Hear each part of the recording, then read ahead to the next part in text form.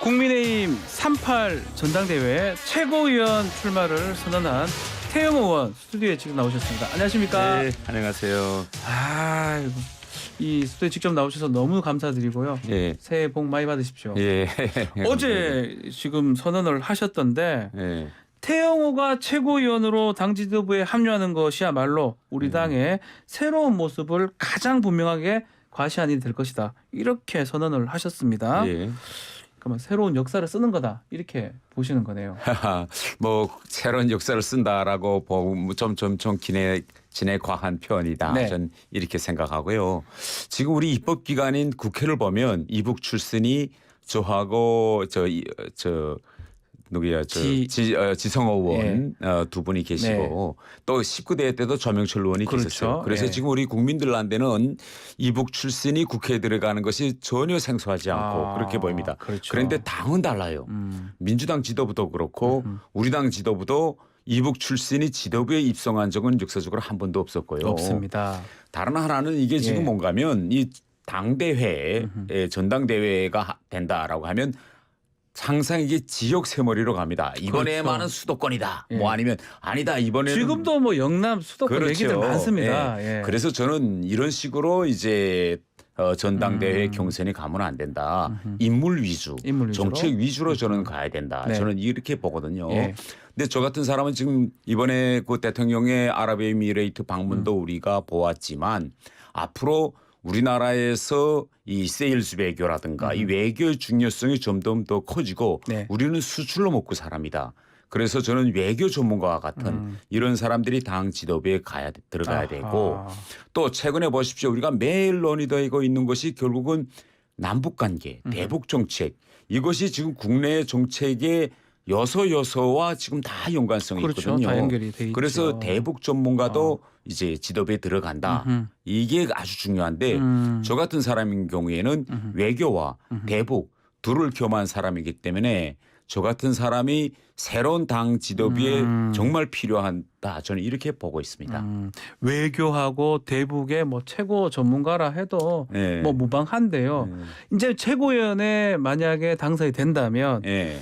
이게 이 정치 포용력, 다양성 예. 이게 된다. 이 말씀은 지역 색깔 이런 다 극복하고 된다. 이런 말씀하고도 연관이 되는 겁니까? 그렇죠. 제가 지난 21대 총선에서 우리 당에서 강남갑 여기에 이제 공천을 받아서 가서 네. 지역구 의원으로 지금 됐는데요. 네. 강남갑이라는 건 아시겠지만 보수의 텃밭입니다. 아주 뭐 보수. 그렇죠. 그래서 예. 그저 당에서 예. 결정하면 결정하면 된다 이런 건데요. 지금 당 지도부 경선은 차원이 다릅니다. 이건 전국 선거나 같습니다. 솔직히 강남 갑은 우리 의원님도 네. 에이 뭐 공천 받았으니까 되겠지 이렇게 생각하셨던 거예요? 그렇죠. 솔직히 이렇게 생각하셨던 겁니까? 예. 그런데 이 당 지도부 선거는 이게 차원이 다릅니다. 다르죠. 왜냐면요. 예. 지금 우리 당의 당원 수가 88만을 넘어서 100만으로 100만에 육박하고 가깝습니다. 있습니다. 예. 이건 전국구 선거입니다. 그렇기 때문에 경쟁력이 정말 있는 후보가 나가야만이 최고위원으로 당선될 수 있거든요. 예. 그런데 저 같은 이북 출신이 정말 여기에 연고도 없는 사람이 당선됐다. 아하. 그러면 이 한 가지 사실만 보고서도 우리 당은 정말 포용력과 다양성이 있고 미래를 그리는 이런 정당이다라는 걸 저 같은 사람이 최고위원에 되는 이 한 사건을 통해서 아하. 보여줄 수 있다. 저는 이렇게 정말 생각합니다. 사람만 보고 가기 때문에 그렇지요. 표현력 다양성을 알려줄 수 있는 거다라고 예. 말씀하시는 건데 예. 이 얘기도 하셨어요. 당선이 되면 예. 김정은이 화들짝 놀랄 것이다 예. 라고 얘기했는데 예. 어떤 뜻입니까? 김정은이 왜 놀라죠? 제가 지난번 총선에 나갔을 때도 예. 북한이 비난을 했습니다. 아하. 뭐 강남에 뭐 공천 받아서 당선했다 네. 이렇게 했는데 뭐 그건 이미 다 뭐 그 최종 답안이 뭐 정해져 있는 거나 같은 거였는데 네. 이번 당선 최고 전당대회 선거는 그렇지 않거든요. 그런데 지금 북한의 엘리트층이 또 저를 지금 계속 인터넷을 통해서 들여다보고 있고 또 북한 해커들이 저를 지금 24시간 해킹하고 있거든요. 해킹도 당하고 있다. 계속 당하고 있고 얼마 전에는 저의 의원실을 4층에서 대북 전문가들에게 대량 메일을 배포했다가 아하. 이제 이게 조사 과정에도 또 나타났고 예. 그런데 앞으로 우리가 남과 북이 하나의 체제로 통일되는 경우 결국은 북한의 엘리트층이 어떤 마음을 가지는가가 대단히 중요하거든요. 네. 그런데 북한 엘리트층이 지금 제일 걱정하고 우려하는 거는 앞으로 하나의 체제로 합해졌을 때 네. 북한 엘리트층이 그로부터 불이익이나 숙청이나 처벌이나 이런 네. 걸 받지 않을까 이런 걸 걱정하고 있어요. 그런데 저같이 이북 출신이 여기 와서 국회의원도 되고 당 지도부에도 입성한다. 이걸 보면 결국은 우리는 뭡니까? 다양성과 포용성 그리고 우리는 법치가 동작하고 있는 작동하고 있는 나라다. 예. 이걸 보여줄 수 있기 때문에 예. 김정은과 엘리트층 사이에 이탈을 만들 수 있는 그렇기 때문에 저는 이번에 제가 당선된다면 김정은이 대단히 화들짝 놀랄 거다. 저는 이렇게 생각합니다. 엘리트층이 야 태영호 의원 저기 가서 아주 높은 자리에 가니까 우리도 뭐 하면 잘 될 수 있다 이런 생각을 한다는 거네요. 당연하죠. 그러면 어떻게 비춰지는가 하면 대한민국 이 사회는 과거 경력이나 이걸 보지 않고 순전히 경쟁력, 네. 능력만을 보는 사회다라는 걸 북한 엘리트층에게도 알릴 수 있는 아주 좋은 기회다. 저는 이렇게 생각합니다. 이런 얘기 좀 그런데 좀 어떻게 좀 지지를 많이 받고 있다고 느낍니까? 그건 어떻습니까? 그 막상 이제 우리가 네. 여론조사를 해봐야 되는데 네. 당 대표 후보들에 대한 여론조사는 지금 계속 나오고 있잖아요. 나옵니다. 나오고 그런데 있는데. 최고위원 후보에 대한 여론조사는 안 하더라고요. 그렇죠. 그래서 이거 제가 좀 궁금합니다. 좀 네. 이런 여론조사도 여론 기관들에서 좀 해줬으면 좀 좋겠는데. 해줘서 어느 정도 좀 받고 그렇죠. 있는지 확인이 좀 되면 더 좋을 것 같긴 그렇게요. 하네요. 예. 자, 지금 뭐 말씀하신 것처럼 외교나 대북 안보 이게 지금 네. 우리나라 정말 중요한 상황인데요. 점점 이 문제가 커지고 가장 있죠. 큰 상황인데 예. 요번에 저기 민주당 같은 경우는 예. 군부대 방문했더라고요. 네. 파주에 지금 가가지고 방공부대를 지금 방문했던데 예. 최근에 그 무인기 사건 이런 것 때문에 민주당은 네. 좀 글로 또 갔던 것 같아요. 네. 또 국민의힘은 호남 쪽으로 지금 그 설 명절 지금 갔고요. 네. 어떻게 보십니까 그 부분은? 지금 민주당에서 지금 최근에 저는 안보몰이를 한다. 저는 안보몰이다, 이렇게 이거는. 말하고 있는데요. 네. 왜 그런가 하면 현재의 남북관계를 최악의 수준이다. 그리고 한반도 긴장 상태가 최고조다. 이렇게 지금 계속 표현하고 있습니다. 네. 그러면 이런 말을 듣는 국민의 입장으로서는 불안해질 수밖에 없어요. 그런데 저는 이런 말을 할 때는 데이터를 가지고 이야기해야 된다. 저는 데이터요? 이렇게 이야기합니다. 예, 예. 왜냐하면요. 우리가 남북관계 최악, 한반도 긴장 최고조라는 표현을 쓸 때는 1차적으로는 남북 사이에 군사적인 충돌이 있어야 됩니다. 아하. 연평도 포격 사건이라든지 국지전 같은 걸 말씀하시는 그렇죠. 거예요? 예. 천안함 폭침 네. 그리고 둘째는 인명 피해가 있어야 됩니다. 네. 우리 군인이 사망한다든지 우리 민간인이 사망한다든지 네. 지난 역사적 관계 남북 관계에서 이런 일이 있지 않았습니까? 그렇죠. 그런데 지금 지난 한 해 동안에 김정은이가 미사일을 70여 발을 쐈어요. 많이 쐈습니다. 그런데 예. 우리 국민이 피해를 입은 게 있습니까? 뭐 죽거나 다치거나 한 건 없습니다. 없지요. 예. 그렇죠. 그래서 우선 우리에게 피해가 없었다. 다른 하나는요. 두 번째는 우리 민간인 시설이 피해를 입어야 됩니다. 자, 우리 문재인 정권 때 남북연락사무소 아하. 140억을 들여서 이걸 폭파해 치웠거든요. 부서졌죠. 그런데 남북관계가 최악이라고 하는데 우리 서해상에서 우리 배, 어선, 피해본 거 있습니까? 우리 국민의 재산이 피해본 거 아무것도 없어요. 그래서 저는 오히려 지금 현재 남북 관계를 윤석열 정부가 평화적으로 아주 잘 관리하고 있다. 아하, 저는 잘하고 이렇게 있다. 이야기하고 말하고 있는 사람입니다. 근데 대통령께서 자꾸 이렇게 발언이 좀 세다 이렇게 평가도 있잖아요.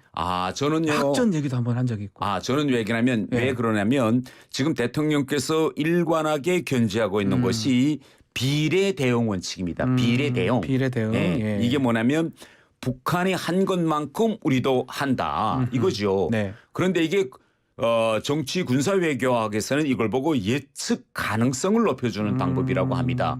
그러니 북한이 그 무슨 도발을 하려고 할 때 그러면 윤석열 정부에서도 이렇게 대응하겠구나 하는 걸 계속 거듭해서 대통령이 알려주고 있어요. 네. 그래서 저는 오히려 윤석열 정부가 들어와서 지난 6개월 동안에 남북 군사적 관계가 안정적으로 관리되고 있다. 안정적으로 보시는 겁니까? 그렇죠.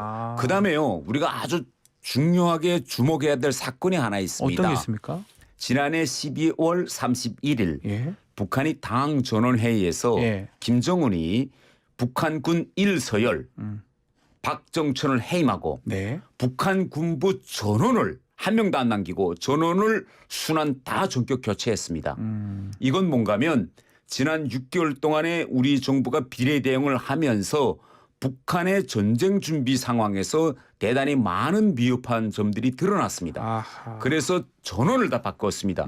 그래서 저는 이번 지난 6개월 동안의 남북 간의 이런 관계에서 윤석열 정부가 완전히 한판승했다. 저는 이렇게 항상 이긴 이야기하고 것이다 있습니다. 이렇게 보시는 그렇죠. 거군요. 예. 무인기인데 이까지 온 거는 그것도 이겼다고 봐야 됩니까? 이 무인기 문제도 저는 이렇게 이야기합니다. 지금 민주당에서는 무인기 사건을 놓고 예. 우리 영공이 뚫렸다. 그렇게 얘기를 이런 하고 표현을 있습니다. 쓰고 있죠. 예. 그런데 우리가 뚫렸다라는 표현을 쓸 때는 방공망을 레이더로 촘촘히 보고 있었는데 북한군 무인기가 뚫고 들어왔다. 네. 그래서 결국은 군이 기강이 해이되지 않느냐 이런 네. 문제를 제기하는 건데 실제요 팩트를 보면 우리 레이더 방공망이 촘촘히 갖춰져 있지 않습니다. 아, 영공이 열려 있어요. 열려 있습니까? 네. 열려 있는데 지금 뚫렸다는 표현을 합니다. 지금 우리가 2014년도부터 도입하기 시작한 예. 국지 레이더 방공망은 군단급까지만 있습니다.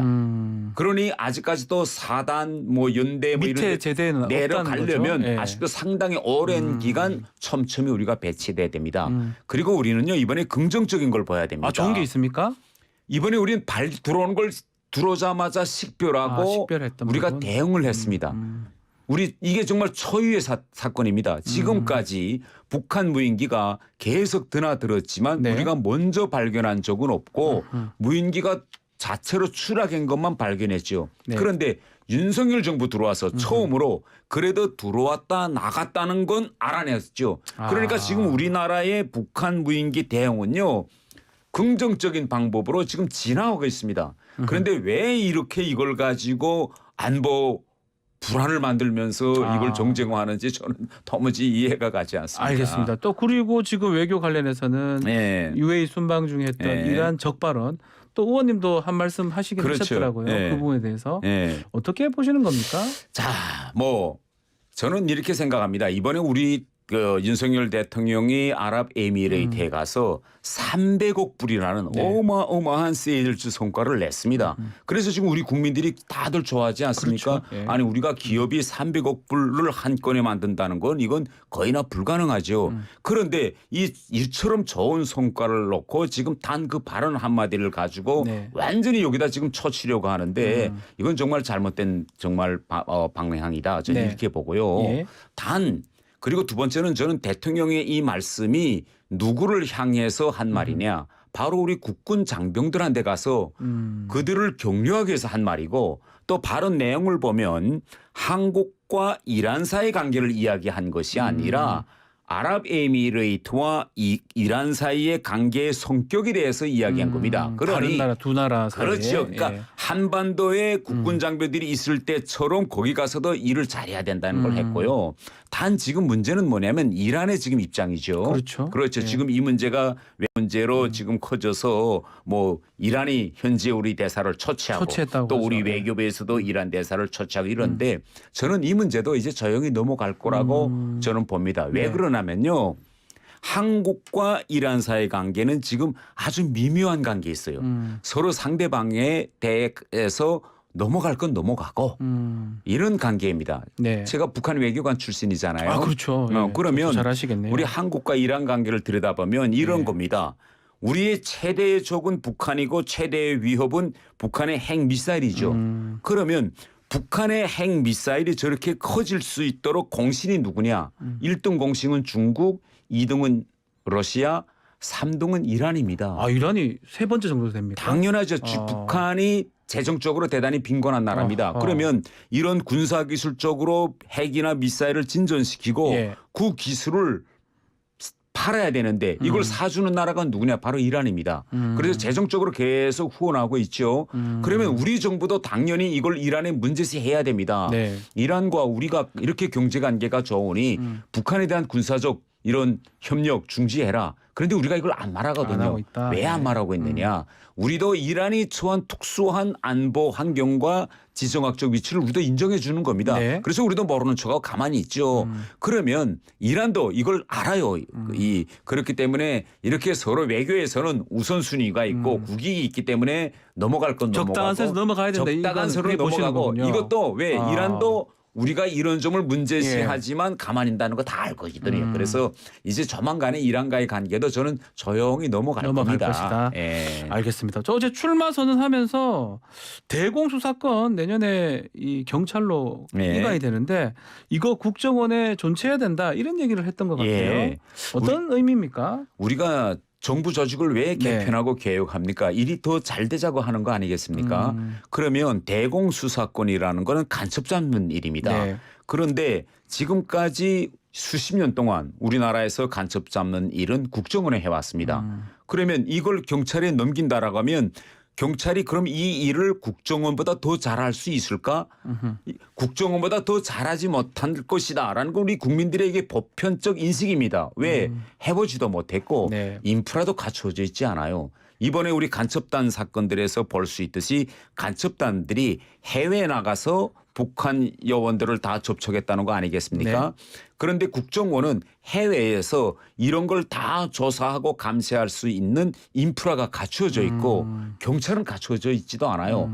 그런데 지난 시기 국정원이 대공수사권을 하면서 일부 인권을 유린하는 것도 있었습니다. 물론. 예. 그런데 매우 국부적인 일을 가지고 그것을 보편화해 가지고 국정원의 대공수사권을 경찰에 이관한다. 이거는요. 이거는 대단히 우리나라의 말하자면 안보를 불안하게 하는 불안하게 이런 하는 과정입니다. 것이다. 예. 그래서 저 같은 사람은 일이 잘 되게 하고 지금까지 수십 년간 우리 자유민주주의 체제를 대공수사권으로 네. 북한의 간첩을 잡아서 보호해온 이 국정원 조직, 이 대공수사 기능을 왜 경찰에 넘기려 하는지 저는 이거 정말 받아들일 수 없거든요. 예, 그래서 좀 최고위원 되시면 그런 것도 조금 바꿀 것이다. 예. 못하게 할 것이다. 예. 자, 이제 시간이 좀 얼마 안 남아서 나경원 의원 예. 당대표 얘기가 나오고 있는데 예. 좀 반대하는데 성명을 올렸던 것 같은데 예. 누구랑 당대표 같이 하고 싶은 겁니까? 저는 김기현 의원하고 하고 같이 싶- 하고 싶습니다. 이렇게 공개적으로 이렇게 예. 얘기하시는 건데. 제가 왜 그런가 예. 하면요. 저는 사람에 대한 평가를 네. 누구의 말을 듣거나 뭐 누가 좀 이번에 이 사람을 좀 해봐 이런 네. 말을 듣고 하지는 않습니다. 저는 저하고 특정 목적을 가지고 함께 일해본 그런 경험의 축적에서 저는 사람을 존경하는데 네. 제가 김기현 의원하고 21대 전반기에 외교통일위원회에서 2년 동안 함께 했어요. 하셨네요. 네. 네. 그리고 김기현 의원이 원내대표를 할 때 제가 부대표였거든요. 네. 그래서 2년 동안 제가 같이 해보니 야 이분이 능력이 정말 탁월합니다. 그래서 저는 이런 분이 앞으로 우리 당 지도부에 네. 입성하셔서 당 대표가 된다면 우리 내년도 총선을 정말 승리를 이끌 수 있다라는 걸 제가 직접 같이 일하면서 체험했습니다. 알겠습니다. 자, 이제 마무리해야 되는데 예. 새해 복 많이 받으시고요. 예. 원하시는 꼭 일 다 이루시기를 아이고 바라겠습니다. 응원해 주셔서 감사합니다. 네, 감사합니다. 예. 자, 태영호 국민의힘 의원과 함께 말씀 나눴습니다. 고맙습니다. 네, 감사합니다.